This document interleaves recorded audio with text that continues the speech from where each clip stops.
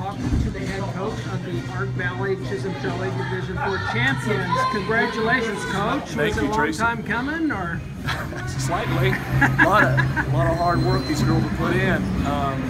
And we've talked about the last 7, 8 years this program has been winning a lot of basketball games. It really hadn't. When you're winning 14, 15, 16 every year, and what's that one year with the 21-3 squad that went to state, just that league title's lucrative. And so it was nice to finally put something on that wall tonight. Boy, it really is. I mean, you played. I thought you played so well the second half as far as defensive go. I mean, I think you guys were shooting maybe 20% from the field, but defensively, you just shut them down. No, the girls talked before the game. We did our X's and O's a little bit, but the girls got together and had a little special meeting about defense tonight. They knew that was going to be the deciding factor on whether we win this league title or not. We had to win the 50-50 basketballs. We had to out-rebound this squad. We just had to out-hustle them. And you saw it tonight. We ran a lot of zone tonight, but the point zone was so well. They did it so well. It's so long, and you could put the 6'2", 6'1" up at the top and 5'9". It creates problems for teams. It's hard to see over the zone. It's tough to penetrate the zone, and so it's something we've kind of had in our hip pocket for the year, because we've been running a lot of man, a lot of full court man, and we decided to switch this point zone a little bit, and the girls have been running it so well because of our length and our athletic ability. Now, when did you implement the point zone? Was it first quarter, second quarter, third, or? It was first quarter, about the midpoint, the first quarter. Did you use that at all in the first game? First time we played circle? Yes. Rare. I don't think we did pull. I have to look at it. I think we were strictly man that night. I'd have to look at the film. We haven't run a lot of this, and the girls are, as long as they make the zone, we call make it big, meaning hands are up and on their toes. As long as they're doing that, it has a man-to-man feel, a lot of pressure. That's what we want to do. We want to create pressure out on the perimeter, and this zone allows us to do that. I mean, they seem like, well, you had some, just an exception. I mean, you were getting so many key breaks where you made, I think you probably made more layups tonight than you did anything else. Your 3 points didn't come tonight. Yeah, that's nice to have. That you can, our transition offense was good. Yes. We got out on the break real well. We penetrated the third zone. They went to a little bit of point zone. I don't know if you saw that. We did a good job at attacking it and making that extra pass, and the girls were wide open for layups. Not even jump shots, like you said, they were layups. And yeah. So we had a ton of those tonight.